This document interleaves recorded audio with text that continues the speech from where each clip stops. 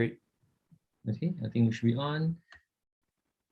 Hi everyone, welcome to the Strengths Finder Singapore Network. Today's session is a quick connect live session. So we have that every alternate Tuesdays where we talk about certain topics. So quick connect live so I don't have my script with me right now, right? So quick connect live is kind of a collaboration between Ethan, myself, and Jeffer, who is not here today. And through these sessions, we talk about profiling tools, how to become your best selves, self-awareness, so on and so forth. And we kind of like have it through discussions and bring everybody along for the ride, right? So that's my memory of what our introduction was. So that's kind of what we do. The Strengths Finder Singapore Network has a couple of prongs, right? Type of meetups. So today's meetup is what we call Quick Connect Live. I also have my usual meetup sessions where I focus about the Clifton Strengths profile. And I also have another one which I call Talent Showcase, where I have kind of invited guest speakers to talk about specific topics, right? So that's just a quick introduction. So today's session, Ethan will be our main facilitator to take us through the sessions. I will try to scribe as much as I can and also try to participate as much as I can. That's kind of how we have all. No worries. There are plenty of times I'll just shoot it to Alex, even when he's in the middle of typing. Sorry. And then I'll just like pause, let me finish typing first, and then I'll answer, right? So that's kind of how we run. What we encourage is for everybody to turn on your videos if you can, and also participate, jump in, type in the chat box. This isn't about presentation, it's really about discussion and discovery, right? And that's the new discussion and discovery, we should do that. So that's kind of what we have. Ethan, over to you. Yep. Hey, everybody. Okay, I think what we should have is always a round of introductions, who you are, what you identify with or what you do, and then what you hope to gain out of today's session. So I will start with Kanchan, you came in early. So yeah, just a quick introduction and what you hope to learn from today's session. Hi, everyone. I'm Kanchan. So I'm working as a data science engineer. I am currently in my phase of life where I am deeply searching for what is the one thing that I came to this world for and the real purpose in my life, so that I can get my next decade of life right in terms of my resources, in terms of my relationships, and in terms of what I contribute to the world. Yeah, so that I can die happily at the end. Yeah. Very cool. Yeah, it's interesting that we started with the word death, but it's actually an important thing, right? By the way, that's actually related back to anti-values. I'll talk about it later on. Let's move on to CK. Okay, hi. Can you hear me? All right, thanks. So this is my first meetup.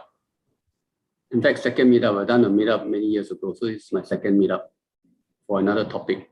So a friend introduced me. So why I'm here? Firstly, I think foremost curious. Just to participate and curious. Then the second piece is that I've done Strength Finder for many years. Company sponsored, so you do it because it's free. So far it's more, yeah. So I've done it 3 times just for context. So I have context in my strength, and more or less the 5 top strengths are similar. Yeah, changes a bit here and there, right? So the second purpose is basically I've never used it. It's more for self-awareness. You know, there's some section that says that certain jobs you can leverage on more your strength, but in the write-up and all that, right?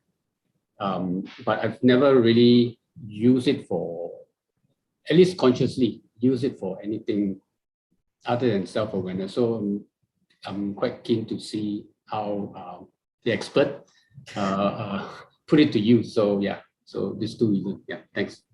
Ethan, let me touch a little bit about the Clifton Strengths portion.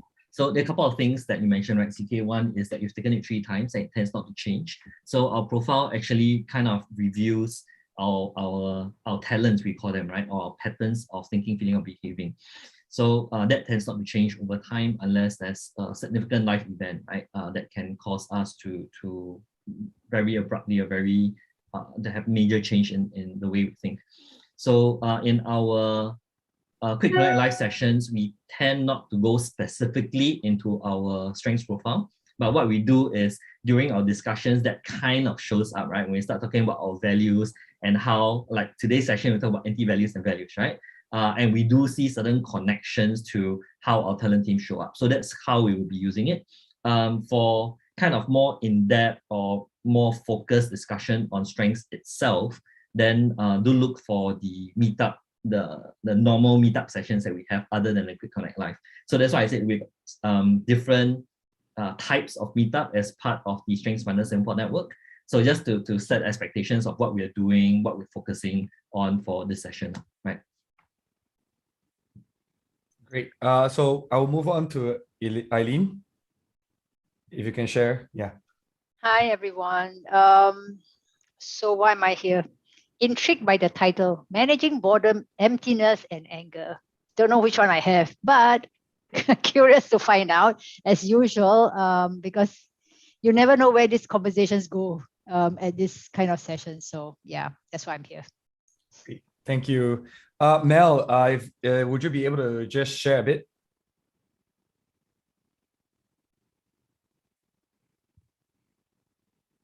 She said she's traveling, so she might. Yeah. Okay, I think it's better that we do it a little bit later. Great. Alex, would you like to do your own introduction first? Yeah, so everyone, Alex from Strengths Alchemy. My top 5 talent teams are empathy, individualization, developer, strategic learner. And what else? I help people to discover, decipher, and develop their talents and strengths. I love to do things like Lego Serious Play for those of you who are keen to explore using Lego as a discussion, problem-solving, communication tool. That's something that I do. And well, just really happy to be here with Ethan because I get to pick his brain, right? Ethan is the one who masterminded this entire topic of anti-values, which is why I say, hey, Ethan, you must talk about anti-values and what it is. So it's a different way of thinking about values. And yeah, so Ethan, I'm not going to steal your thunder. You'll take us through the whole thing, right? So great. Yeah, it's a quick introduction. Yeah, I think I do a quick introduction. Hi, I'm Ethan. I right now run a cybersecurity school. However, where I came from was very much, I was a medical student. I was training in psychiatry. I have a lot of interest in development in psychology and psychiatry. I kind of lost, I left medical school after my 5th year, which means I basically finished it. I just didn't complete it. Well, what happens is that I went into entrepreneurship, music production, a lot of other different things. And this year, and hopefully for the next 5 years, it's in cybersecurity. Like right now as it is, we're actually having a train-the-trainer course at the same time. So I'm dropping out to host this session with you guys and everything because we're actually very much developing the cybersecurity training space because it's one of the missing pieces locally in the region. But and see, this is where my ideation comes in very full blown.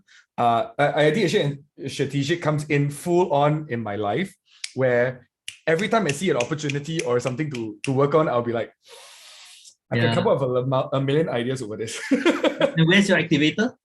My activator is number 8. So, why, right? And it helps that I have self-assurance and individualization and learner. And my input is number 7, I think. Yeah. So it's so like in terms of learning, for example, in the last 3-4 months, I suddenly be able to understand what cybersecurity people are talking about whenever they're talking about stuff. It's like at the start of this year, I couldn't even tell the difference between networking, which is your internet, how your internet works and everything, and cybersecurity, which is actually very, very linked together.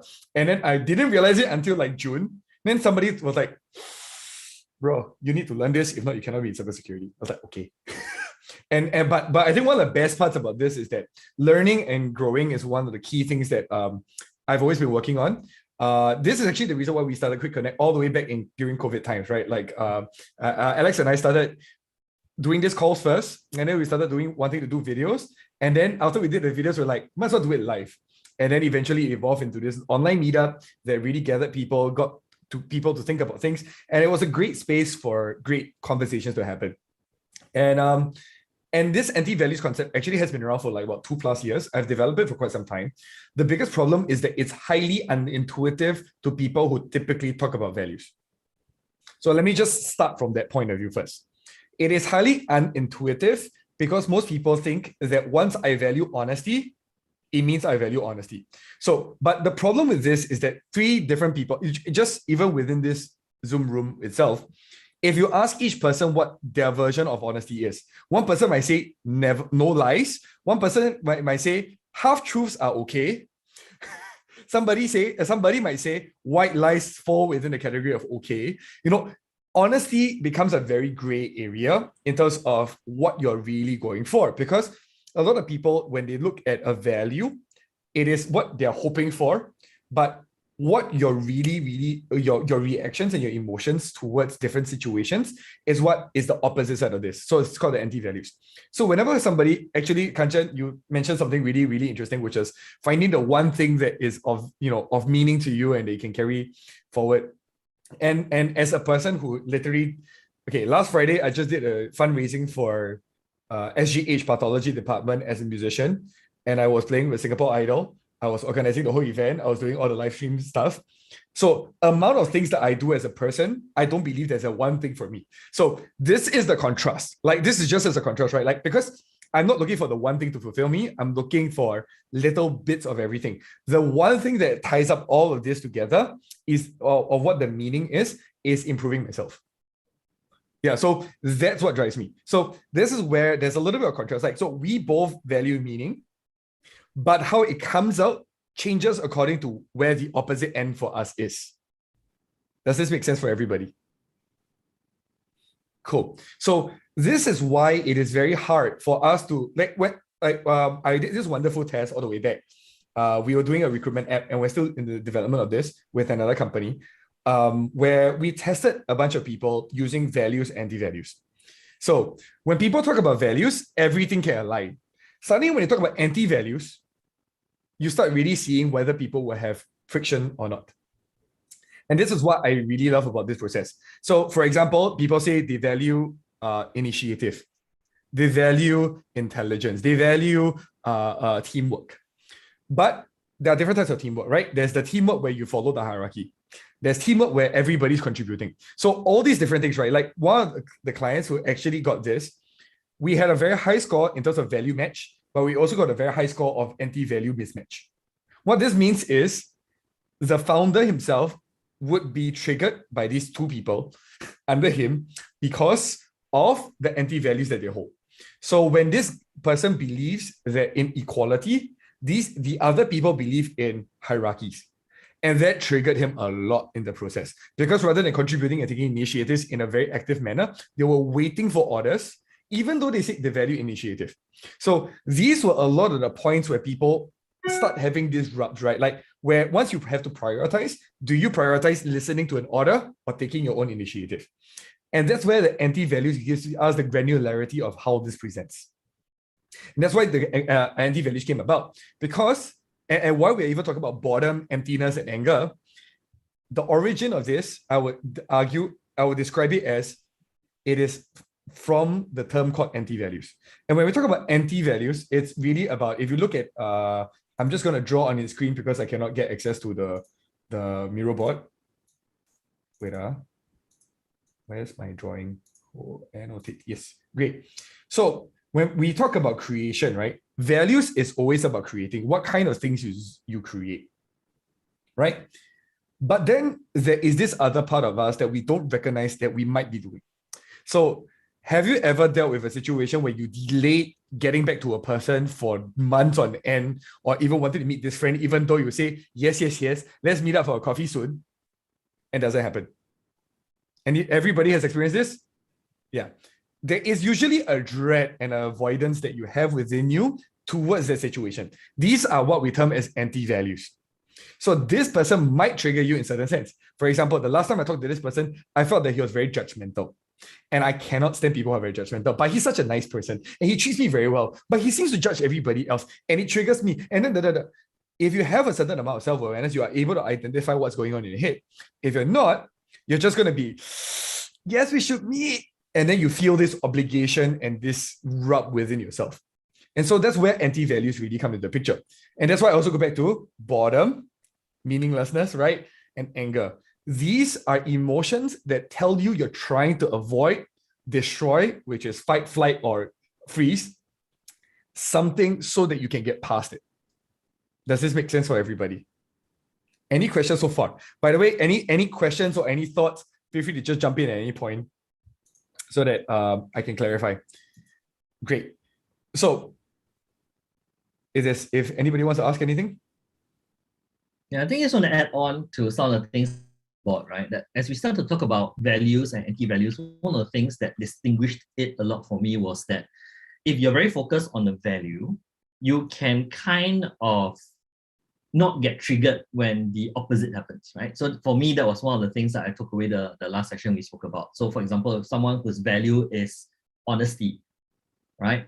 Anti-value could be anti-lying, for example. A person who is honest who has a value of honesty could not be triggered when someone lies to him, right? Opposed to someone who is driven more by the anti-value, which is anti-lying.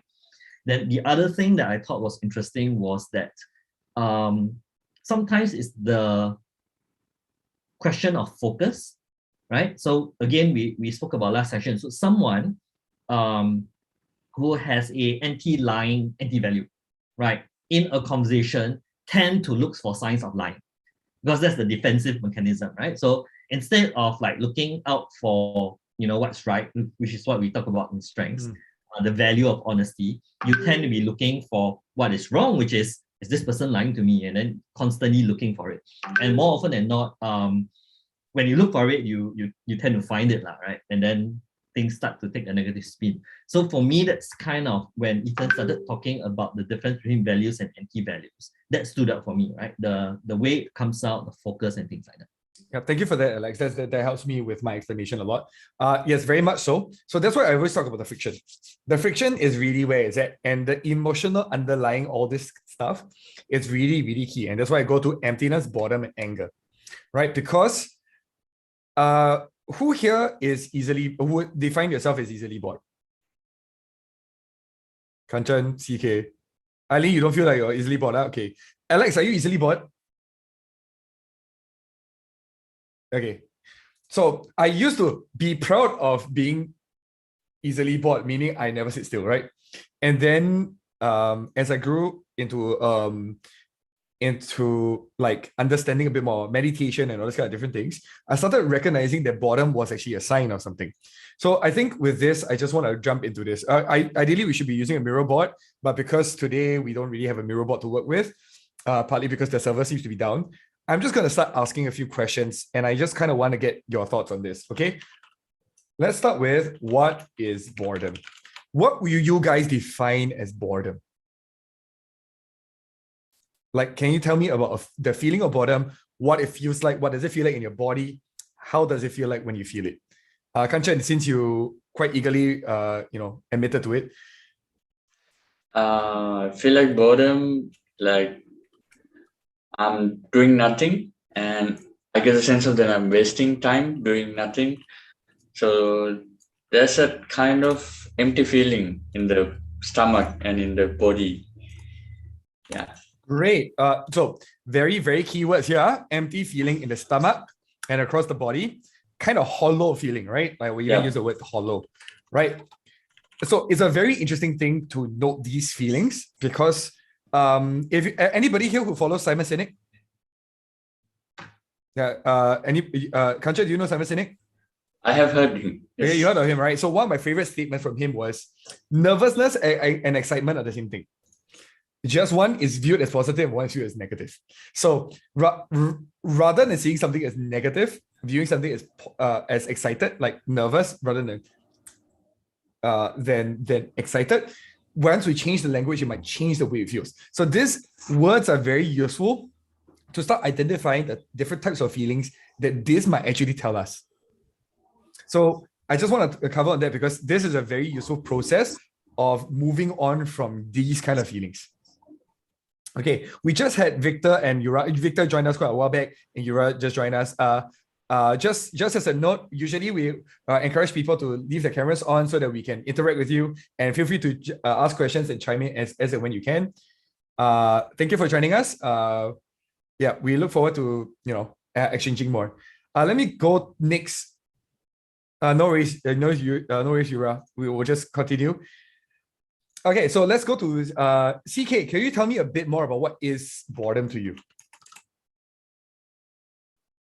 I think I would define it, the feeling as even if you're doing something, you find that it's meaningless.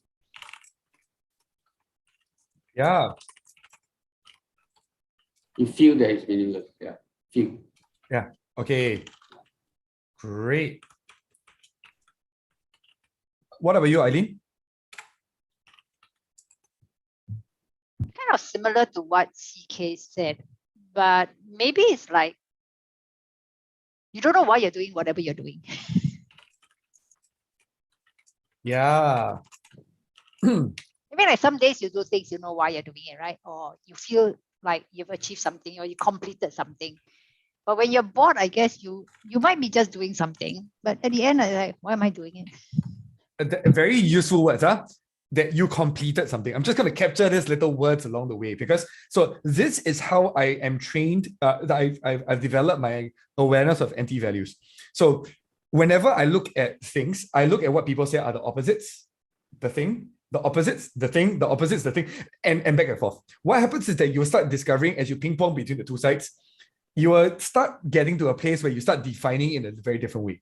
Because now we talk about sense of completion. So boredom means lack of sense of completion at the same time with what you kind of say. So you know what you're doing, right? The feeling of knowing what you're doing. So sense of knowing, right? Okay, so this, and I'll use another word to substitute it for a while, which is purpose, that people might relate to. And so these are the words that, when we are thinking of these things, it's very effective to think about it. Alex? Never ask me. I haven't moved on to you yet. I'm just talking about what I'm capturing right now so that you can identify your anti-values quicker, right? What you see as the opposite point of what you value is very often your anti-value. Just so you guys know, right? So when we talk about boredom as a bad thing, there's the positive side, sense of completion, sense of purpose and knowing. And the anti-value might be sense of lack of completion, sense of not finishing, right? Like that feeling of incompleteness, right? That might be the feeling that Kanchan might be feeling. But once we bounce it around a few times, we might find these words to help to define this a little bit more. Does it make sense? Yeah. Victor, you said unmuted. Do you want to say something? Yeah, maybe I expand a little bit on what CK mentioned. Yeah, sure. So, like even though we might be busy, right? But then if it's not challenging and we are not growing, right? So yeah, this is something, it's also similar to meaningless. But yeah, I guess that might be boredom too. Great. I hear growth. I hear challenge. Great. I'll go to Alex first before I go to Yura and Mel. Alex. Yeah, actually, I just wanted to add on because I saw a lot of people talk about meaning, and I had a different definition, right? So I could know why I'm doing something, but still get really bored doing it, like work, right? So I know why I'm doing it, there's a need for it, but I get bored. And for me, boredom happens when there's nothing new to learn or nothing interesting. So that's what boredom is for me. And I kind of like Victor's input, right? Because he has also defined it as challenge or growing, right? And it starts to see a little bit of the difference in how we start to define what makes it boring, not boring for us. This is great because so when we talk about this, right? The reason why these words and these things will be very important is because once you identify what exactly you're feeling, it's a very interesting journey that we start taking on. So one of the major things that I know is that people are very anti-sad. They don't like to feel sad. So they are very anti-sad in themselves. So they will create all kinds of bad scenarios in their heads once they start feeling sad because they start catastrophizing things and things like that. And that might make things worse for them. So when they're anti-sad, when they feel something, it streamlines down another path, right? Where it spirals out of control. It's the same with boredom, actually. Very often, if you feel bored and you feel like, I will use Kanchan's example, right? Because he described it quite viscerally and quite about actions, right? Which is wasting time doing nothing, right? What's the flip side of doing nothing? Activity. Yes. So then at the same time, right, Victor also talked about being busy. So if you notice, right, wait, so if you're busy, but then you're doing nothing, wait, what? So all these feelings starts becoming very confusing, because if you look at the definitions of the word on its own, it does not make sense. We kind of know what it feels like to be busy but feel meaningless. But at the same time, if we're not doing anything and we feel like we're doing nothing productive, So this is where we go into this concept of boredom, and where are the anti-values lying within this feeling for each of us. Each of us have different ways of defining boredom, different ways of getting triggered in terms of getting bored.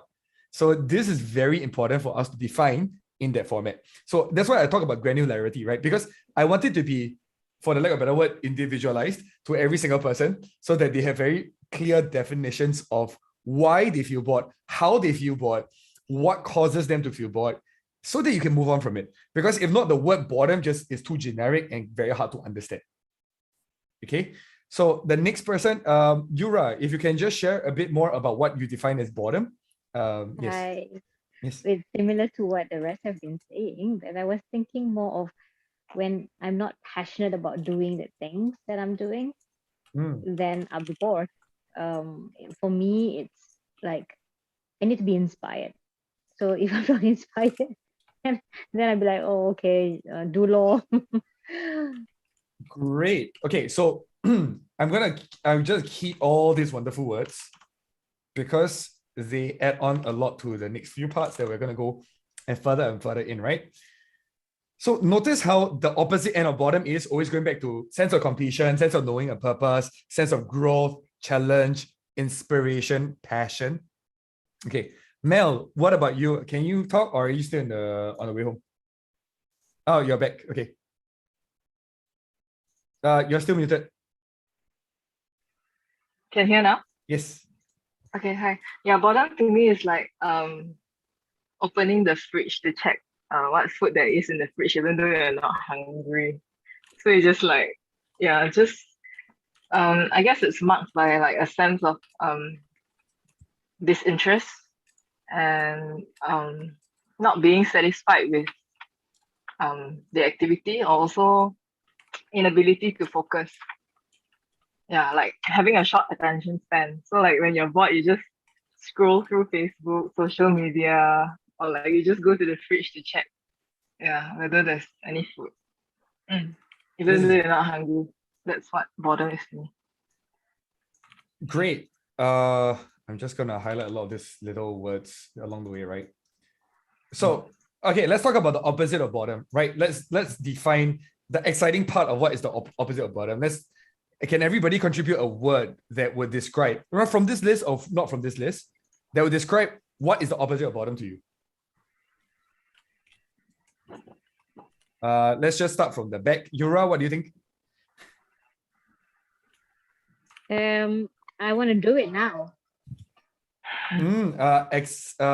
Activation. Yeah. Yes, great. I have activated my number 5. Great. Okay, that makes sense. Mel, what is opposite of boredom? Focus. Great. Victor, what is opposite of boredom? Excitement. Great. Let's talk to Eileen. What is the opposite of boredom? I like to use focus and excitement. Great. Okay, double. Kanchan, what is? I would say contribution. Contribution. Great. That's very key. CK. Meaningful. Great. Alex. Novelty. Novelty. Notice how the opposites are all very different. Maybe purposeful as well. Okay. With a sense of purpose. I would go into the meaningful, purposeful zone is near but not exactly the same. So I would just put them together a bit. So my favorite part about this process is, okay, again, right? Have you noticed how everybody defines things differently? First up, everybody can acknowledge this, right? Everybody kind of defines the same word differently. My favorite part about this process is, let's look at what's the opposite of activation. So Yes, flipping it twice, right? yes, that's the fun part. What's the opposite of activation, Yura?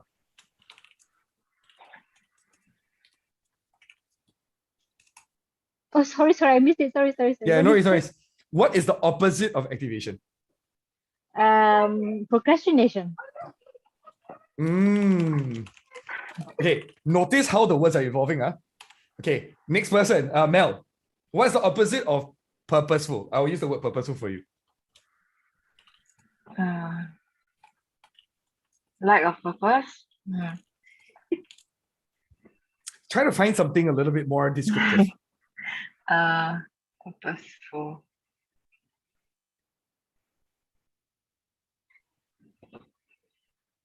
What is okay?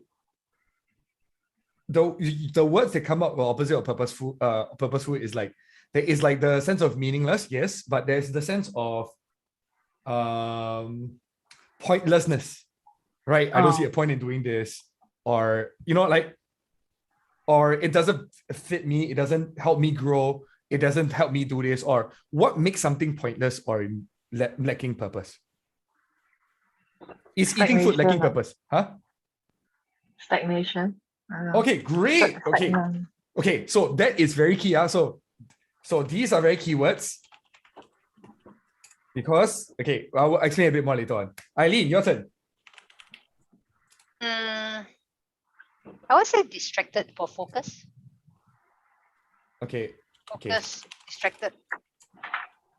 Great. Sorry, my Bluetooth keyboard has a tendency to stick. You're obviously distracted. No, my Bluetooth keyboard has a tendency to stick. That's the problem. Victor, what about yourself? Opposite of your excitement. And cannot use the word board.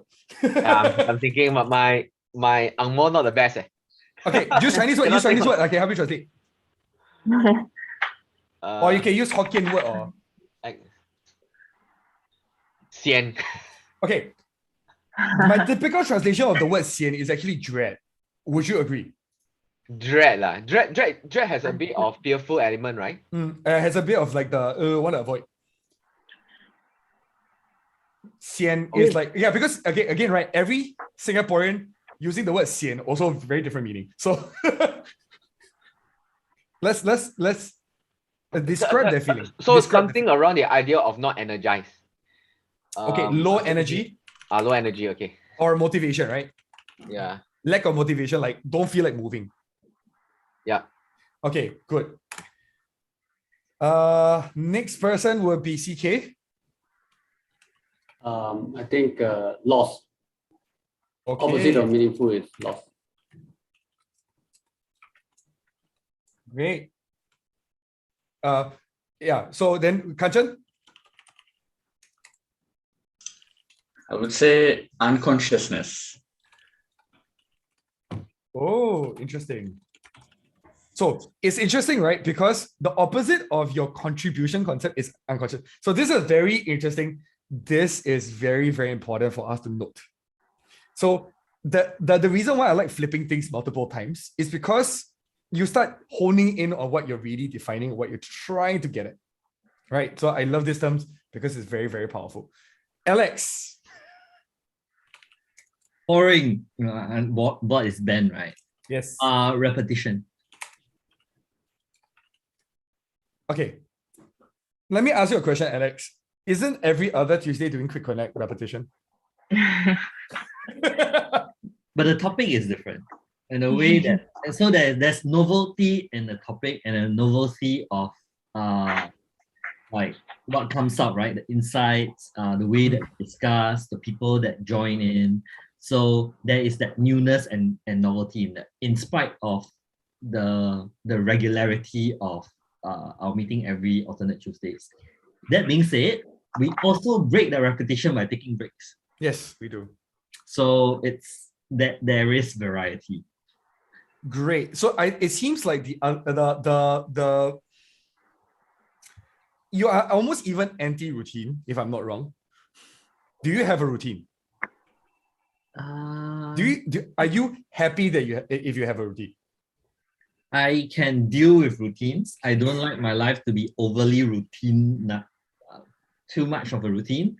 But there are certain aspects of my life that I like to have routine because it helps me to focus and get things done. Great. Okay, so this is very fun, right? Like, so if you notice, right, I've already caught most of your anti-values already, just by this quick round of what is boredom, what's the opposite of this, and then we come back here. So Yura is very clearly very uncomfortable with procrastinating and delaying getting things done. Is that true? Oh my God, yes. I have issues. That's why I cannot stand it. Okay, so let me just go to Yura. Cannot stand not finishing and doing things. Is that true? Yeah, but that's the thing. I have also achiever. So with my activation and achiever, I sometimes don't finish things because I start new things. But Which so I cannot stand. does that rub against? Does that make you feel like ah? Exactly. So it's like sometimes I'm at war with my own head because I can't stop not doing extra things, but I can't stop not starting something new. I know how you feel. Again, right? Ideation. We can work on that. You're right, we can work on that. So quick tip, right? Quick tip. If you have friends like that too, the quick tip for people with both activator and achiever is to start very short-term projects. Yeah, but then there's the other part of her that likes big ideas. Yeah. So it's like, I have to kill this part of me to go there? No. Okay, so big ideas don't always need very long timelines, right? You can always put them. Yeah, we can talk more about it. We can go more ideas. So from Mel, you're clearly very anti-stagnation, right? Cannot stand not growing or improving herself. If somebody goes, Mel, you have to do the same thing every day for the rest of your life, and you cannot make it any better. Is that the worst nightmare in your life?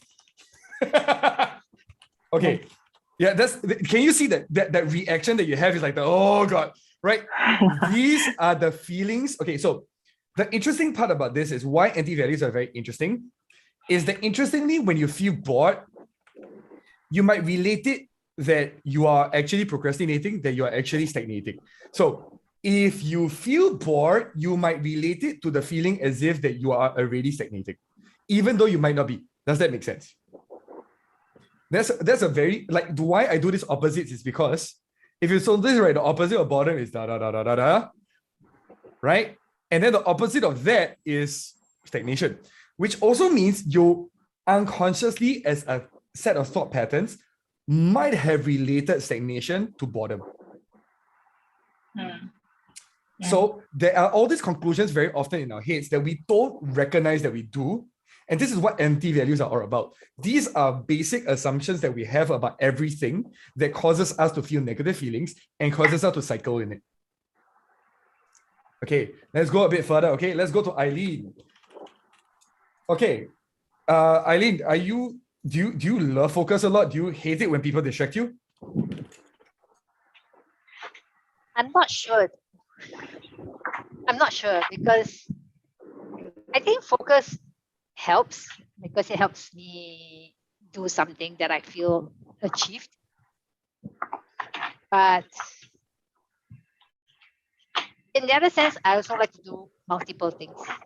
So if people come up and give me a new idea, I'm happy to kind of go along with it and play with it. That's perfect. But yeah, but you don't like being distracted. I don't like being distracted. Or you're okay with being distracted? I should say I'm all right, unless I'm trying to finish a piece of work. Then I get upset. Okay, great. Upset is a form of mild anger. The word upset usually refers to that. So we'll lead back into these emotions that we're talking about. With distractions. Anti-completion. Anti-incompletion.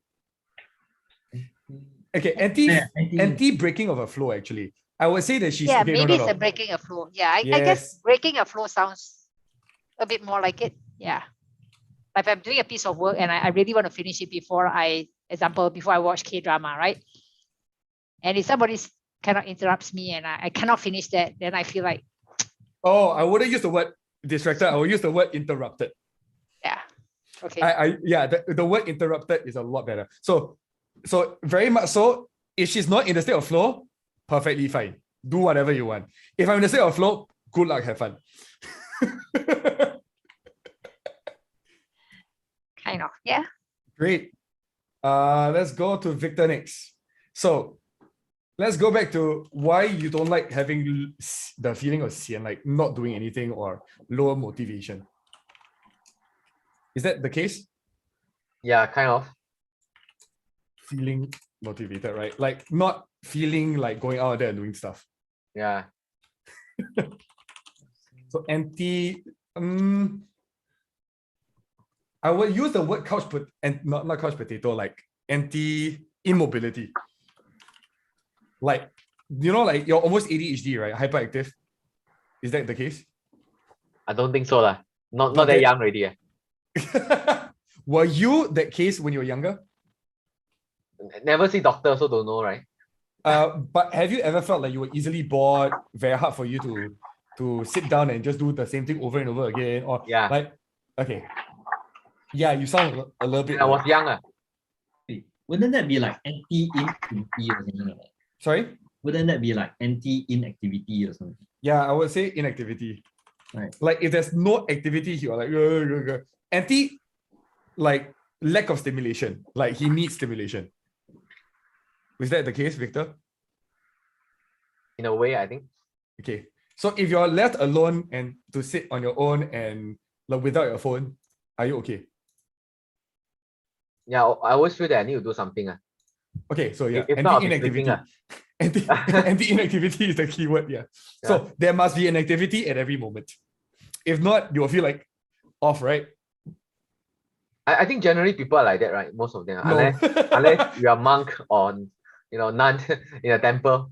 Not really. Actually, in a lot of other Okay. countries, I've met so many people who are like, they can just literally lepak in one corner. Yeah, and they're perfectly fine doing nothing, sitting over there. Yeah, So- and then the hair very long, right? No. There are so one of my favorite things is learning more about some of the great artists. Like there are some people who are really great painters and artists. They spend a lot of time staring at the blank space. They're not doing anything. And then one of the questions I did ask them is, why do you do that? It's like, then I have the space to stop doing things and start feeling things. That was amazing for me, right? Like that was like they don't want external stimulus. They just want to have their internal space fully available for them, which is again, right? Like very opposite of what we're very used to, which is if I sit down there and do nothing, walao, the kind of feeling. So there are the differences. So in Singapore, there is quite a lot of us are trained in anti-inactivity. That means if you're sitting down there, why are you sitting down there? Huh? Why are you not doing anything? Right? Especially people who, when in the days of us going to office, if you're seen not doing anything at the cubicle, what happens? Right? You're asked to do something. Right? So there's this anti-inactivity already put in place for a lot of people. And there's no space for thought, space to just be and breathe. And that's a very interesting anti-value that actually is very common. So when Victor, you said, isn't this very common? Yes, it is. It is still an anti-value because it triggers you, it rubs you in a certain way and makes you feel uncomfortable. And that's why it's an anti-value. Okay. I'm going to steer this a little bit, might go off a little bit on a tangent. Sure. With regards to this whole activity thing, right? I read somewhere that I'm not sure whether it's a value, but there's this whole addicted to adrenaline thing, right? That, we're so accustomed to the adrenaline of doing things that we got addicted to it. I'm not sure whether you consider the busyness concept. The busyness concept. So it's really great, right? Because Victor was literally the same person who would say, we might be busy, but might not be challenged or growing, right? So so we talk about anti-inactivity, but at the same time, he also recognizes that even if I'm very busy, it doesn't mean I'm doing anything meaningful. So then there'll be a cycle of this and back and forth. Because if you feel that you're too busy, what should you do? Slow down, right? But then if you're anti-inactivity, what happens? You can't slow down now. Yes. Yeah. And that's exactly the struggle. Aline? Go find something to do. Yeah, but the thing is, you're so busy already, then you still find something to do. Then Yura, right? Then goes, but I never complete anything. Then I anti-procrastination. Then Can you see how a lot of people can spiral like this? Yeah. The other thing I wanted to add was actually, as we start to look at all the NT, right? There is, and we've alluded it to our talent teams quite a few times, right? So anti-procrastination could be the activator. And I'm not sure, Eileen, breaking flow could, I don't know, do you have a focused talent team or something like that? So Very and low. Okay. could very low. Eileen, you're still muted, so I can hear you. Sorry, somewhere in the middle, I think. Somewhere in the middle. Okay. Then the other thing about people who can stand activity, we know of many people with like the intellection talent team who like to be with their own thoughts in silence, right? It's very interesting that if they don't have the space to themselves, they will need to find space for it. So I remember there was this gentleman, very, very interesting, I was doing a workshop with him. And he says that he loves taking a walk down to the supermarket below his block, because that's the only time he has away from his wife to be alone with his thoughts. So it's quite interesting, right? That we kind of have different people and different preferences and needs. Thank you for sharing, Eileen, your top 5. It's very interesting. Anti-interruption. Is it flip the other way around? Oh, I realized something. Anti-interruption might be had to do with a maximizer. Yes, I was thinking the same thing. You know why? I have maximizer in my top 10. So like, yeah, I'm always trying to optimize things, make things better. And if people interrupt me in the middle of trying to optimize something, yeah. I think, okay, so correct me if I'm wrong. Many people who have maximizer have this thing that in anti-value terms, I will call anti-waste time. Yes. Why am I sitting here listening to this person when it's not going to be beneficial to me? This is a genuine thought I had a lot when I was younger. It's like, this person is not worth my time. This person is not worth my time. Like, I suppose I mean, now that you say that, Alex, it brought to me the idea that I used to tell my kids, like, why are you not doing this? Why are you wasting time like doing nothing? And yeah. I mean, I don't tell myself, because I guess I mean I'm probably maximizing my time, I think. You probably automatically do so. Yeah. So, but the thing is that I recognize it in the folks around me, right? And like, yeah. So yeah, okay. that's a trigger, Alex. Good trigger there. Okay, I was just going to put an anti-waste time. Yeah, I think you can put that. It might not be entirely related to the interruption piece, but the waste time part could have some link. It does have something. Actually, the way that she describes her work when she's in the flow, it's because this is the maximum output and quality of output that I will have. And if you interrupt this, I will. Yeah, right. Or another way of putting it, again, for maximizer is anti-inefficiency. Yes. Oh, God. Yes. So guys, I kind of like taking a shortcut, because once I know your talent teams, I can kind of guess what the opposite or what the triggers are, right? Based on your top 5 talent teams values. So I'll say this, right? Like, I watch my business partner, James, when he does some of the stuff for cybersecurity, when we're doing some of the stuff, right? He doesn't use the shortcut keys in the way that I want it. So it annoys me still at the back of my head, because I still have this anti-inefficiency process. Like, because the part of me just goes, but yes, agree. Agree with you. When there is a shortcut function and those people don't use it and they kind of like manually click, it's like, a friend, you can actually just control something to do it, or go to the paintbrush and repeat the format. Yeah. Hey guys, I just want to pause here and just notice the level of energy that both Ethan and Eileen has as we talk about anti-efficiency, right? You see the resonance, right? Compared to when we talk about anti-interruption. Anti-interruption, Eileen was like, yeah, kind of. While anti-inefficiency, suddenly you see the engagement, the discussion and energy all just shoot up, right? So just wanted to point it out. Just observe when people are talking, the body language and energy and volume, you kind of know which are the words and which are the values that's being put. Yeah, very good. Okay, let's go to CK. Okay. So this is very interesting, right? When you were talking about when you're doing something you feel is meaningless, kind of the feeling of lost, right? And then we talk about opposite of boredom, you talk about meaningful. So it seems like meaning and lost are opposites of each other. Okay, not having meaning, so being lost. So I kind of want to go further into the meaning of the word lost to you. Could you describe a bit more about the feeling of lost? It's like there's no purpose in what you're currently doing, and you're like, is it endpoint related or process related? So this is where, when we talk about purpose, right? Like, this is where the thing also comes in, right? Is it endpoint and result related, or is it the process related, meaning I don't enjoy this process, so I find it meaningless, versus I don't see the end goal as what this is supposed to achieve, therefore I feel like it's meaningless. If you can share. Yeah, more of the endpoint. Yeah. And well, I will use the word lost because lost means no endpoint, right? Like, I think maybe replace loss with cannot stand me. Okay. All right.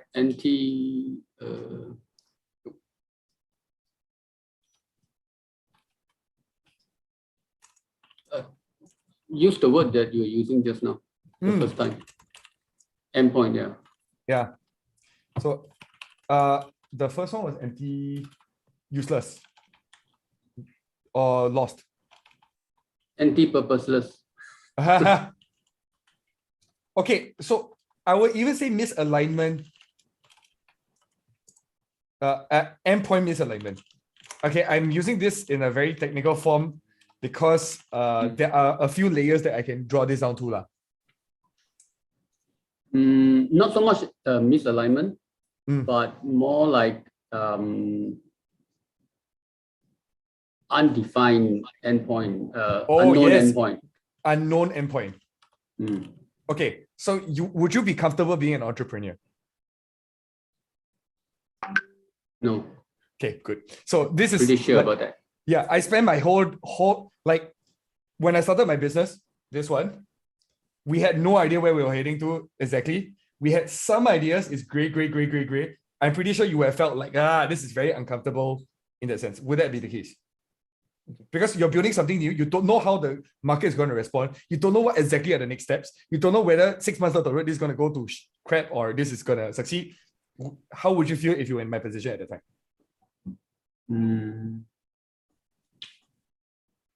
In the context of boredom, right? Maybe not so. Okay. I would say, right? So I will see your example as being quite full of challenge and exciting, to not know what's the future, but you're going to do something exciting. Whether it fails or not doesn't matter. At least you tried. But in the context of boredom, it's more like what you have written down so far. Great. Okay, so this is really interesting, right? So why I use the word endpoint misalignment, right, is because the end goal set by the team or the people involved does not align to your goals. So just now when you talked about exciting for you, and you will grow from this, and it's exciting, you can go become the millions. There's a personal reason why you're there. But if it's given by somebody else and it doesn't align to yours, is that when you feel very like lost? You can, yeah, I think you can describe it that way. Yeah, like in army, right? They tell you go run to the tree and come back. You're like, for what? Right? But if I want to run to the tree and come back, yes, fine. Yes, if you're doing it out of your own whim and fancy, yeah, it makes a lot of sense. But if you have to do it as either as a responsibility or as part of the job, then yeah. I love this. So you're very against lack of agency and choice. And what I'm seeing is, okay, that's the theme around your word boredom from what I'm seeing. So you feel bored when you're forced to do something, when you're obliged to do something that you don't really want to do, but you know you have to do it, and you don't find that the endpoints line up with who you are as a person and what you want to do. And then you feel particularly bored through the process. Great. So therefore, the meaninglessness, the lack of meaning in the process, the lack of purpose in what you're doing. Great. So actually, I will lack of agency. I will use another term later on, but we'll move on first. Alex. Oh, wait. Kanchan first. Sorry. Kanchan. Okay. So Yes. you use word contribution, but your opposite of contribution is unconsciousness. What is unconsciousness? Unconsciousness is like running on autopilot. Like I have a very strong routine of doing things, but then again, I question myself, like, what is this routine contributing to at the end, to the big picture in my life? Great. This is wonderful. Okay, not being aware of the purpose of your actions. Yes, true. Okay, I will use the word anti-unconsciousness because that seems to be within the line of what you're talking about, but I will define and caveat what unconsciousness means. Okay. Yeah. Okay. Hi, Paylin. Hi, Ken. Hi. Yes. Hi, everybody. Hi, Hey. CK. You're the CK that I know, right? Paylin was the person who Ah. introduced me. Yeah. Yeah. Okay. Okay. So I suddenly saw this familiar face that I didn't realize, I jio him and then never appear. So I feel so bad. Ken. Oh, sorry. You were commenting on Facebook? Or you were just listening? Okay. Yeah, I was listening. Yeah. Great. Okay, so this whole session, right, if you notice, I'm breaking down how I come up with anti-values for a person. Why is this so important? Because when you're talking about boredom, right, notice how every single person has a very different reason to be bored. And when you don't find a reason why you're bored, you cannot solve the feeling of boredom. So when Kanchan was talking about his emptiness and stomach feeling hollow, right, it sounded like anxiety to me.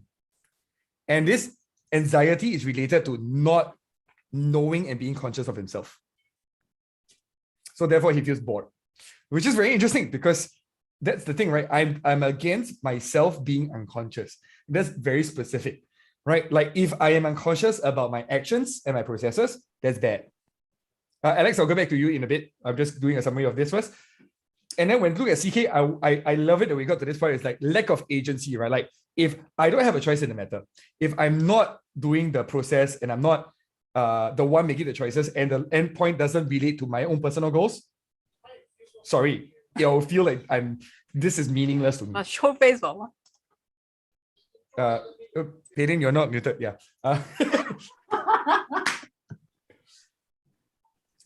I'm sorry.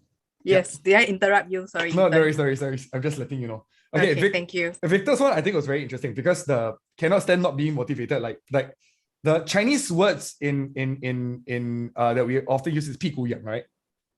Victor, would you agree with that term? Yeah, as I say, I'm not very young already. Yeah. So you used to be very itchy backside. Huh? You used to be very itchy backside. Yeah. Okay, cool. So you have figuratively lah. Yeah. Comparatively to where you are today, you were great. Great. So if you notice, right, like this, how does when you lack activity, how does it affect you? How do you feel? Bored lor.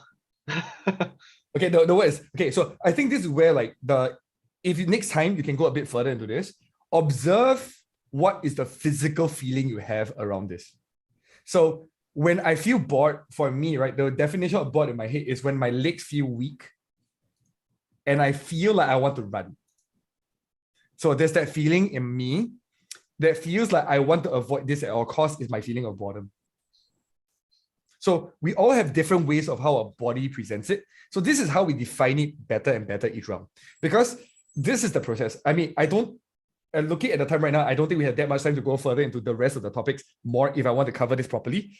But like rest of the feelings, right? Emptiness or whatever, because they're quite related to this, right? If you notice, anger, boredom, emptiness, like all these kind of words are very in the same zone of what is happening.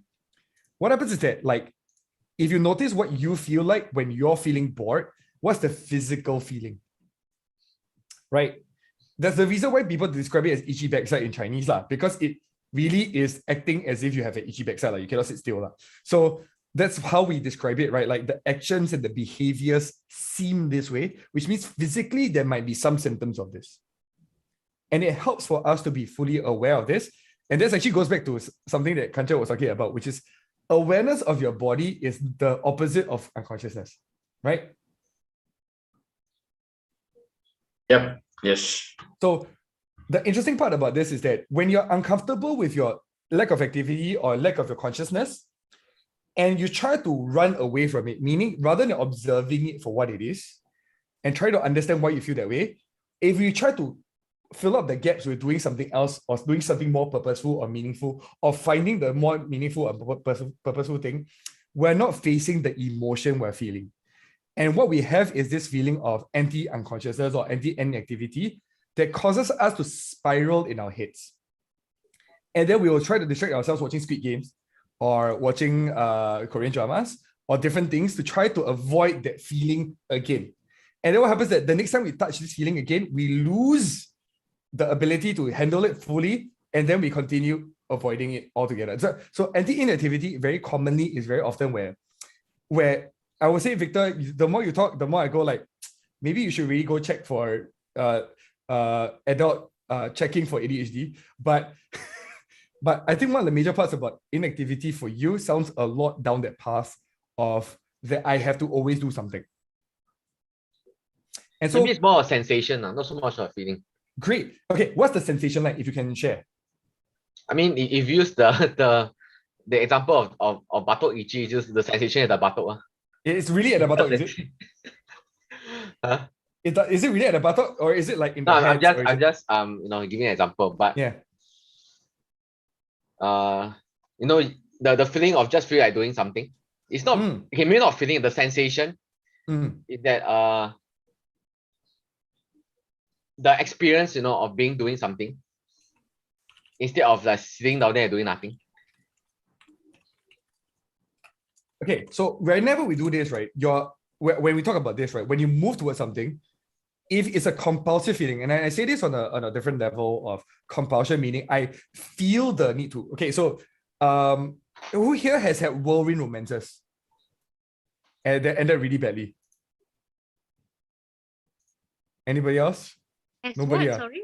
A whirlwind romances where like you feel very strongly for this person, you go into a relationship and then realize, oh God. Oh yeah, I have. Okay, cool. Activators. Okay. Exactly. Right? Or you felt like doing something and then after that, instantly after you do it, you regret. Anybody who has that feeling? Yeah, me too. Guilty. Okay. Great. Everybody else doesn't have. Everybody is so measured. I can, obviously you lah. I know you well enough. Anybody else? Over drinks After you drink, you get tipsy, then the thing all come already. Yeah. Interesting. Oh, okay, yeah. So another thing about why people like being drunk or high, that twilight zone that people are looking for is where you lose all your anti-values. It's a very interesting state to be in. You're not triggered by anybody. You're not affected by anything. And that twilight zone is this beautiful space where you're at peace with everything. And then you get drunk. So right after that. So there are different things that people do to try to get these feelings. So when we talk about that, right, anti-values is what creates that itchy backside feeling or that unsettled feelings that we all have. And being okay with them is the only way that we can move past that. But I'll explain a bit more about that later on. So I go back to Eileen and breaking the flow. That was very clear because she's in the mode. If you break that mode, cannot. Right? Like, it's that I'm already maximizing this. I will never be able to reproduce this at this moment and you destroyed it. Right? So, okay, then we have Mel, who is anti-stagnation. So if anything does not support your growth as a person, you feel like it's a waste of your time. Great. So this is where some of the mindless things that sometimes end up helping us in the long run would be avoided by you at all costs. So like when I talk about this is that like Jiro Dreams of Sushi, anybody who has watched the video, the documentary. There's one guy that does the same thing every single day, right? He goes to the market, buys the fish, slices it exactly the same way for like the last 40 years so that it's down to perfection. So it's a very interesting mindset because if we talk about repetition and stagnation, he's been stuck doing sushi for the last 40 years. He does the same thing over and over again. He happened to become famous, but most sushi chefs are doing the same thing forever. In fact, in Japanese culture, it is welcomed and celebrated that somebody can do the same thing over and over again every single day without change. Now, that's a very interesting difference, right? Like why I'm interested in other cultures is because what I think is good to me is seen as a problem in the other culture, which is wonderful. Then I learn more about, okay, so this in me, is it really something good for me? So this is where recognizing this, right? Because it robs us of the opportunity to really explore some parts of ourselves that these things stop us from experiencing. And I'll go back further into that later on. So Yura, okay, we talked about this. I think we are very much resonant on the anti-procrastination. But if you notice, right, the more you get irritated with your procrastination, the more you try to find new things to do. The more you try to find new things to do, the more you procrastinate. Is that true for you, Yura? Yeah, and then the more irritating it be because I still didn't finish the first few things that I've started. Yes. And then you cannot do any small things because it's the small things. Yes. Why can't you do the small projects? Sometimes it's not inspiring enough. Great. That's wonderful. Like we have these words. Okay, let's get back to you, Alex, and finish this round first. Alex, so what can you stand? Doing the same thing over and over again.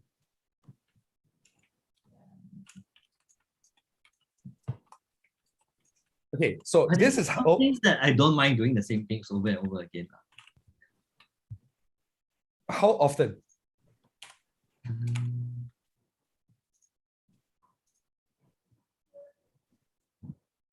How often?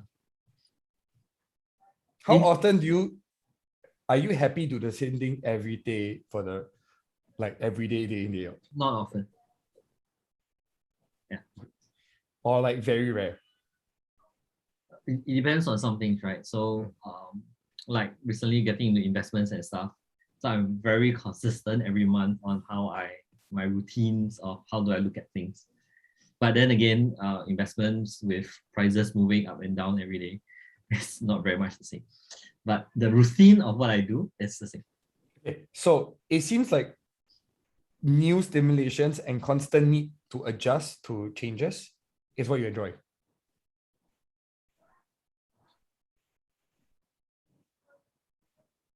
Not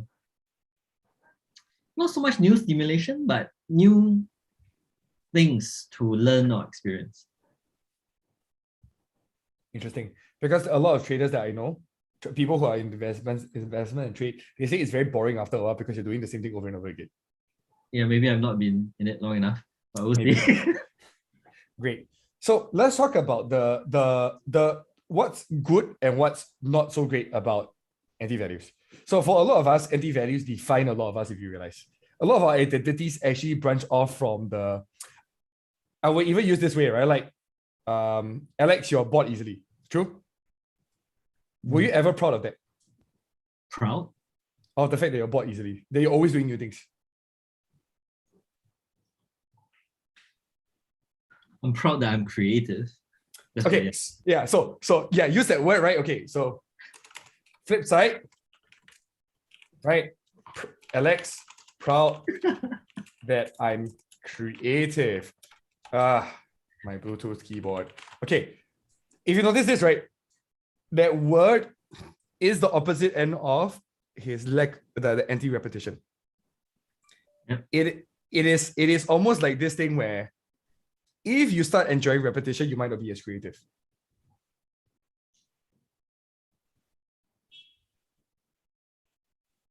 Is that something that goes through your mind or no, doesn't?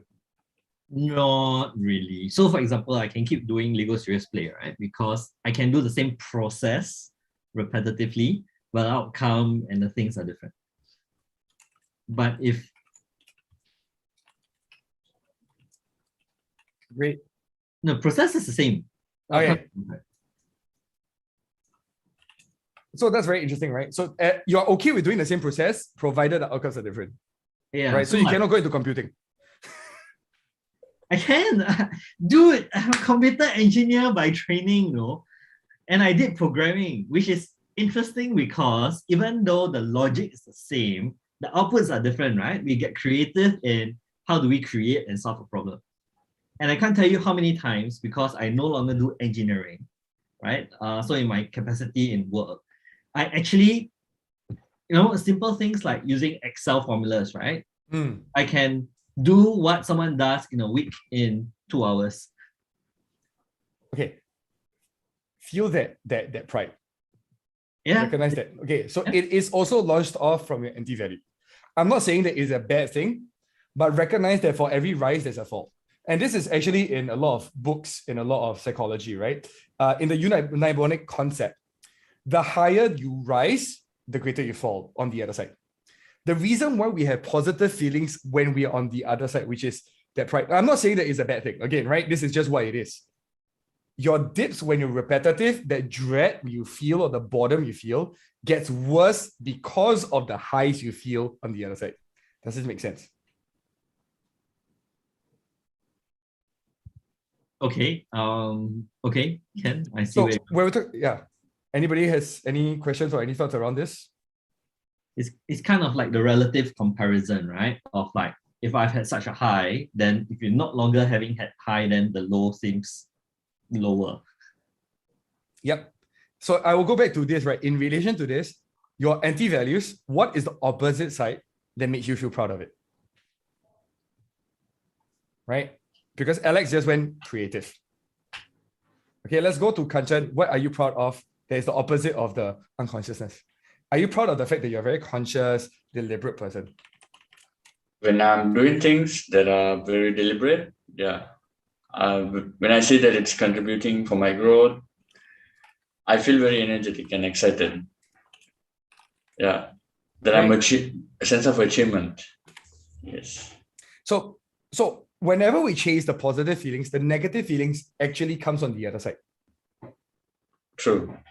Right? So without the negative feeling, I'll never feel the positive feelings. So if you've seen people who always repeated the same, okay, everybody here has met somebody who, no matter how many times you warn them against a problem that they will keep repeating, and they keep repeating, they'll still go back and do it again. Everybody has met such a person? Yeah, and then after that, they will come back to you and say, you see lah, why like that? Then we say, oh, but then I told you already. Yes. Okay, everybody has kind of experienced friends like this. Know somebody who's like this? The reason is because the high from the low is what drives them. The good feeling is what we're chasing for, but the good feeling that we're chasing for has the negative feelings that comes along with it. So our anti-values are here to stay as long as we are also chasing the high, which is very interesting because that also means, like, for example, when we talk about somebody who values honesty, right? Every time they catch a lie of a person, they're like, I know this. Then they feel the goodness out of that. But at the same time, right, they'll be angry every time somebody lies to them. And they might hold on to that feeling for a while, even though they might feel good that they got the person to admit that they lied. There's always this struggles whenever we look at feelings as the goal. And that's what anti-values get us to do. We're trying to look for a good feeling and avoiding the bad feeling at all costs. That's what anti-values are all about. That's why I talk about boredom, emptiness. These are all feelings within us. As long as we chase the opposite side of it, the feeling of satisfaction, the feeling of fulfillment, we will feel the opposite side the rest of the time. Right? Because without the light, there's no darkness, there's no shadows, there all these kind of things. Right? It comes in the same package. So when you're okay with your boredom, you're okay with your anti-values, you would lose the high, which is a major problem for a lot of people. The sense of achievement, the sense of doing things right, the sense of doing very well. Right? So this is a very interesting thing.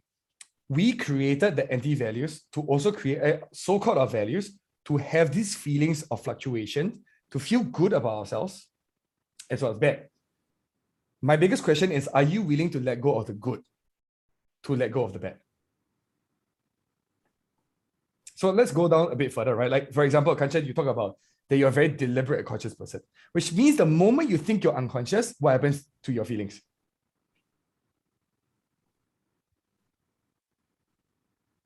You're still muted. You're still muted. Kancha, you're still muted.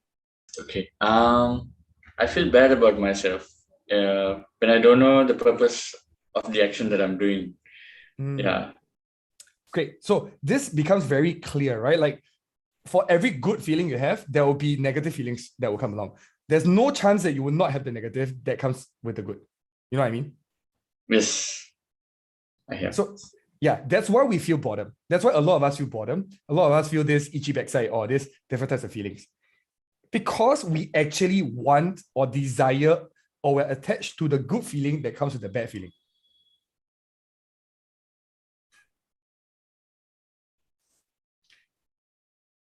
We can take some time to think about this. Let me go on a bit further to the next person. Let me go to CK, right? Like, so we're talking about the feeling of being trapped by somebody dictating the goals for you and you have no say in it, right? What do you take pride in relation to this? Are you a self-starter? Are you a person who, knows how to move towards his goals, very, very clear-headed? Is that something you are proud of yourself about?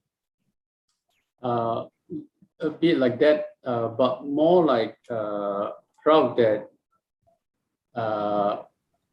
I'm able to use my own style and methods to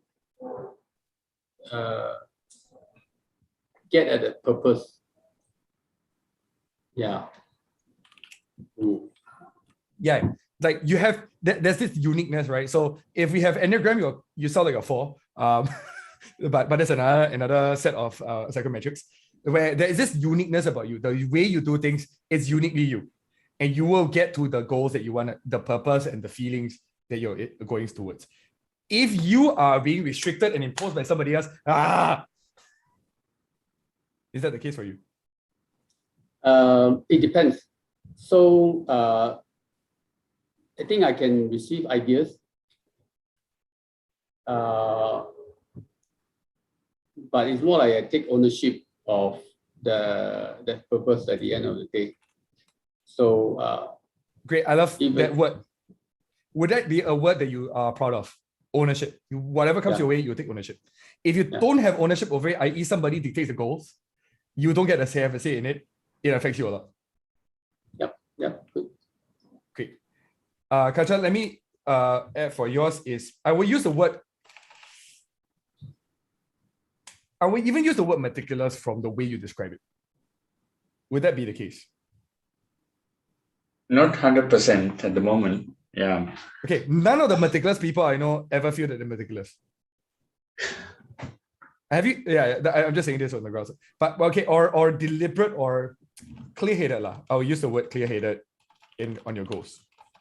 Yeah, that'll be more good. Yes. Yes, more accurate.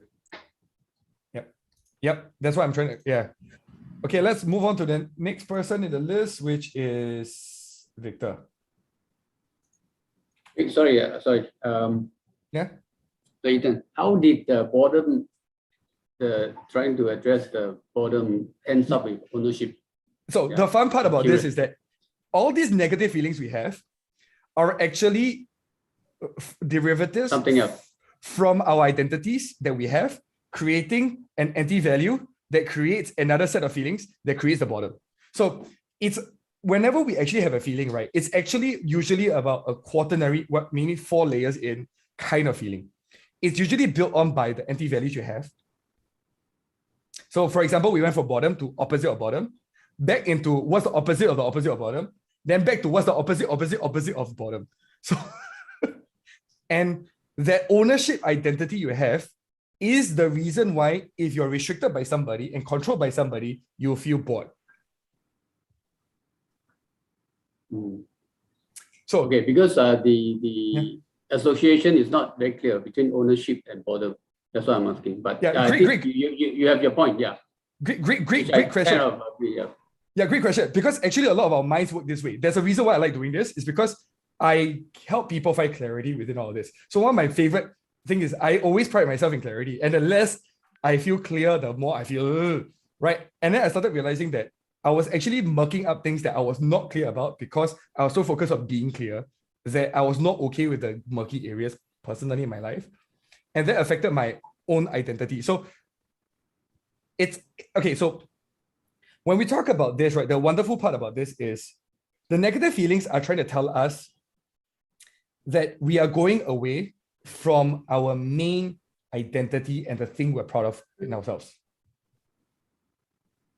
So when Alex feels bored, it's repetitive, there's no different outcomes, it's boring.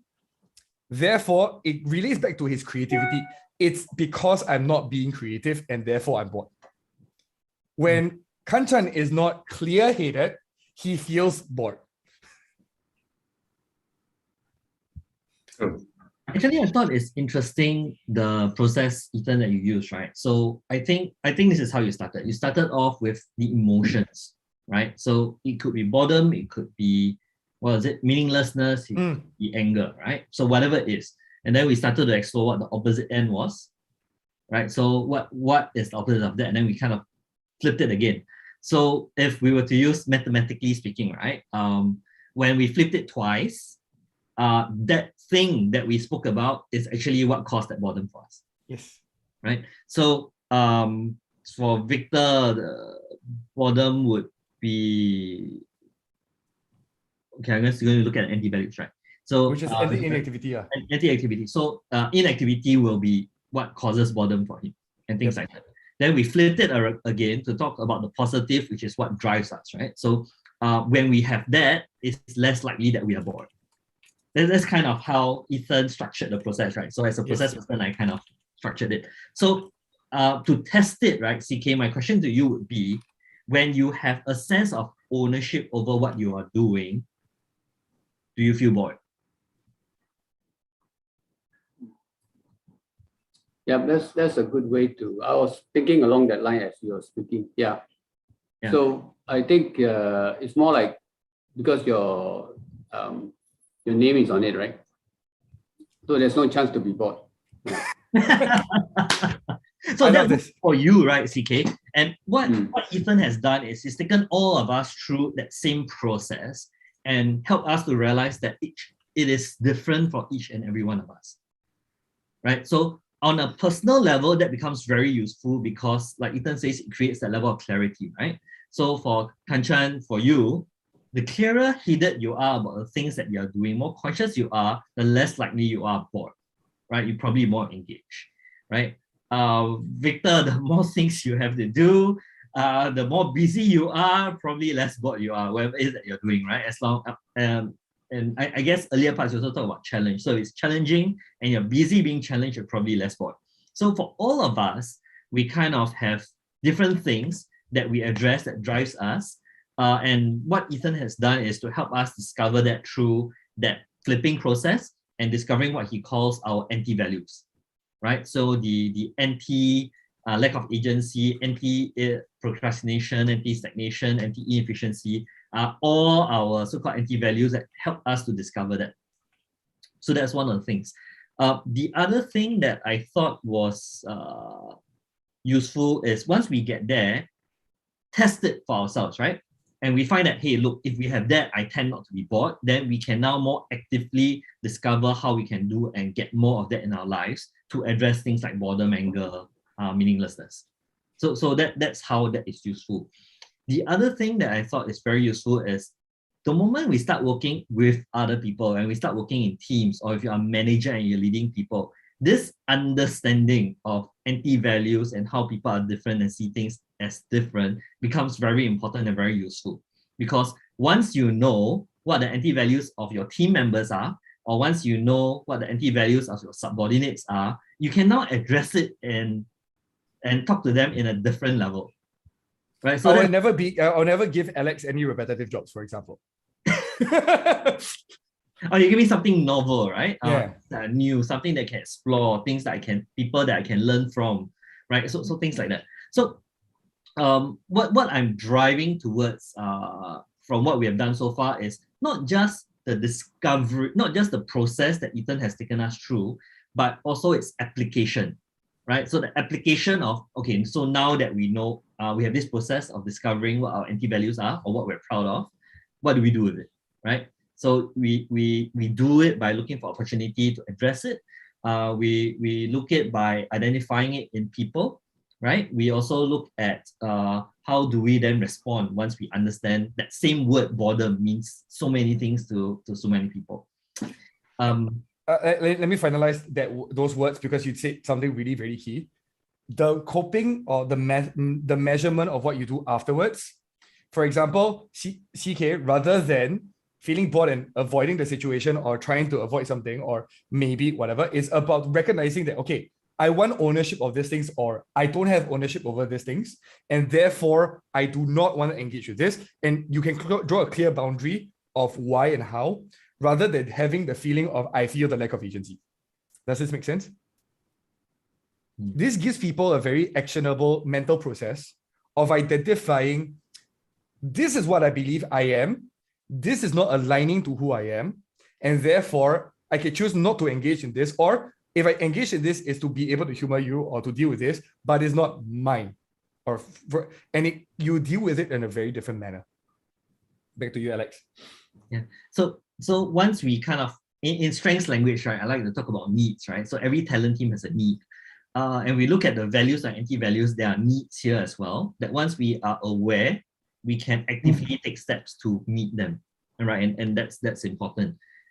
There's one thing that, Ethan, you alluded to that we didn't have time to talk too much into, was the whole idea of acceptance of your anti-values, right? So the more that we are able to accept the anti-values, the more, I would say the more freedom we have. Because right now, if we are driven to do certain things because of the anti-values, we don't really have a choice in how we respond, right? So for me, one of my own learnings is the more aware we are of some of these anti-values and triggers, the more we can move from reacting to responding, right? And to me, I think that's very important as part of personal growth, that we learn to be able to accept and respond.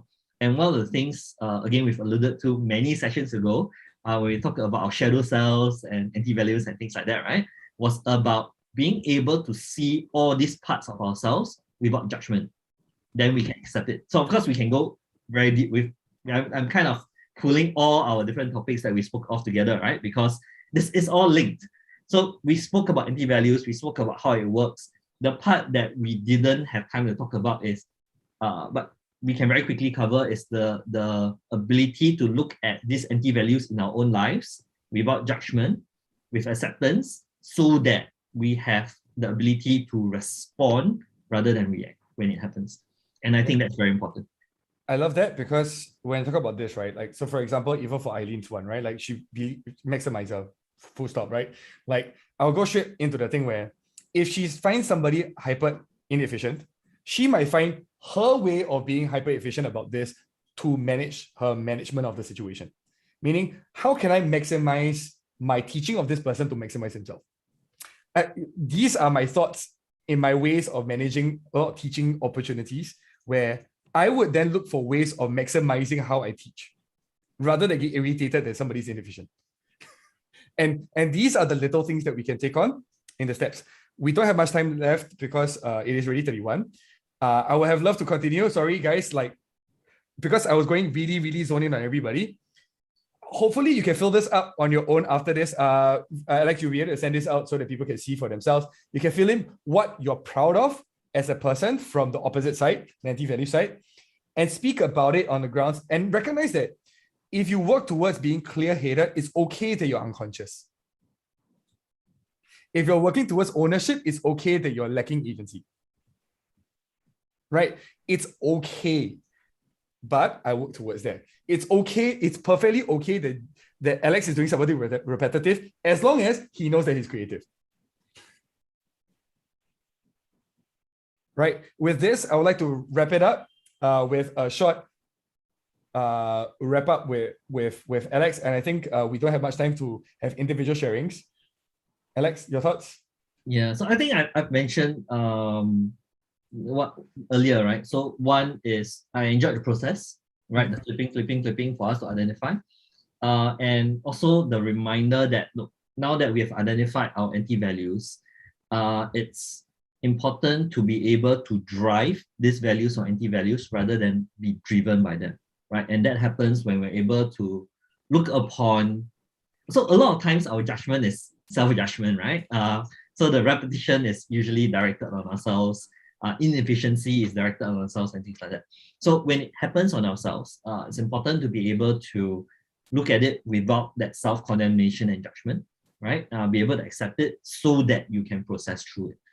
So it's one of the reminders I keep telling myself, right? So that I can create a space for me to grow.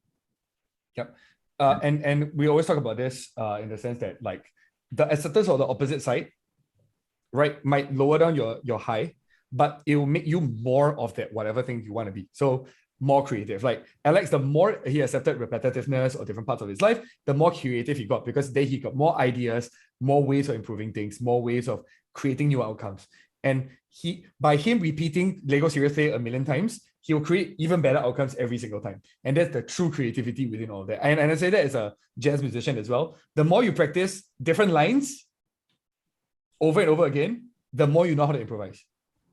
It's also about your state, right? So we have certain conditions whereby, so like for me, I have certain conditions whereby I'm able to be very creative, right? So when I meet with different creative people, I can toss ideas and suddenly I'm very creative.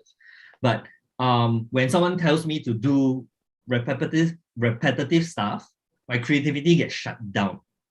But it's also important to recognize that, hey, what if I could still bring creativity in repetition, right? So, but that option becomes closed off to me because I shut down, right? Because of the anti-repetition thing. So I think that's where the acceptance brings us to that physiological and psychological state to be able to bring out value. And that's important. That reaction, being judgmental, at the end of the day, doesn't create the opportunity for us to bring out our best selves. Thank you, Alex, for succinctly describing this.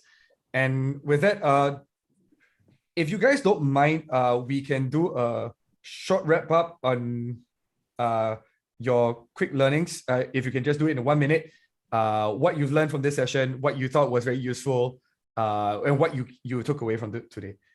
So with that, I can start with actually the people who sadly did not get to enjoy my analysis, Paylin and Ken. Paylin first. No problem. The fault is mine since I was late. But I enjoyed the recap by Alex. I think the thing about anti-values is that this word acceptance, it's often very easily said, but it's not easily done. We have to look at ourselves with no judgment, full honesty, with compassion. That's what real acceptance is about. And I like the fact that when this hard work is done, we are more free with our response. So we respond more instead of reacting. I hope I did a good job of summarizing what Alex has mentioned. Yeah, it's a great one. And thanks, and Alex, of course, for he definitely do it better for Paylin to help to be able to summarize it back at you. Ken, what do you learn from this? Well, I guess everything boils down to one sentence. It's not about judgment. It's not about judging. It's about guiding. I like what you just said. That's really nice. Like, not about judging your reactions. It's about guiding it to a certain direction. Eileen, what about you?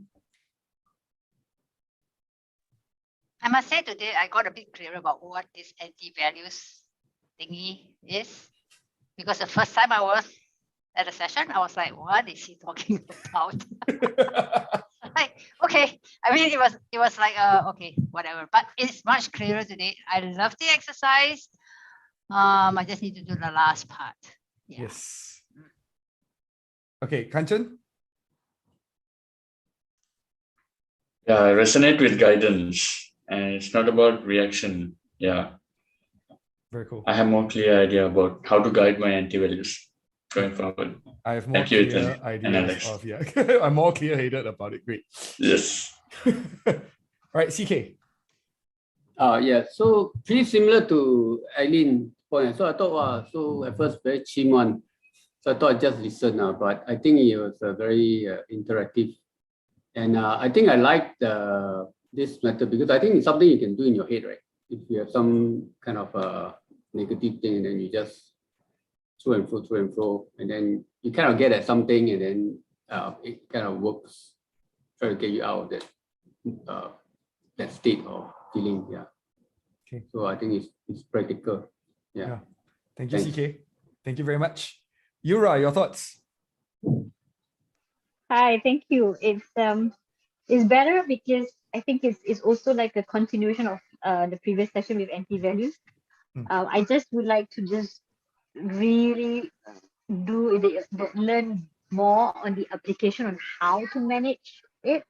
Now that we are aware, I'm very much aware, and thank you very much for your explanation and Alex's explanation. So what's the next step? Because knowing is one, but the application is another. So great. Yeah, I didn't really get to touch much into it, but like the granularity was very important today, so that you guys get to understand to the next part, which, yeah. Thank you. Thank you, Yura. Victor, your thoughts? Yeah, thank you. I joined a bit late, so actually these anti-values I'm not very familiar. But I guess maybe from my perspective, right? Obviously, I also learned a lot from other experiences. From my perspective, it's kind of like maybe looking for the root cause. In a very nice kind of like flipping here and there, but of course in a guided and structured method. And I like the point on the anti-inactivity. It's kind of like playing the mind, playing the words, but then actually you think about it, right? It's also a nice way of looking at the potential root cause. And then once you identify a root cause, right, then it's easier to tackle it at the root level, to really, especially on the point of, I think I mentioned the sensation instead of feeling. I think that is something I can take it forward. Yes. And next time you feel the feeling, you know that this is being triggered, and that's the thing. Okay. Yeah. Cool. So it's a nice experience, definitely. Thank you. Thank you, Victor. Right. With that, we've come to an end. Alex has done a great sharing. Alex, do you want to share any more learnings? I'm just really good at summary. I have to take over the summary sometimes, right? If not, then you do it all the time. So that's all. I think what we can do is some resources, right? That if you want to go back to, I think the session we did on shadow cells does apply this a lot, right? We talk about accepting and addressing our shadow cells. Yep. So Yura, you're asking about what else could we do? The session we did on shadow cells was very practical. Very practical and very useful. Yeah, that's all I have there. Sure. Where to find those resources? Yeah. All right. Thank you everybody for staying, being at this session and staying. We'll catch you 2 weeks from now. Yes. All right. See ya. Thank you. Bye-bye. Bye. Bye, everyone.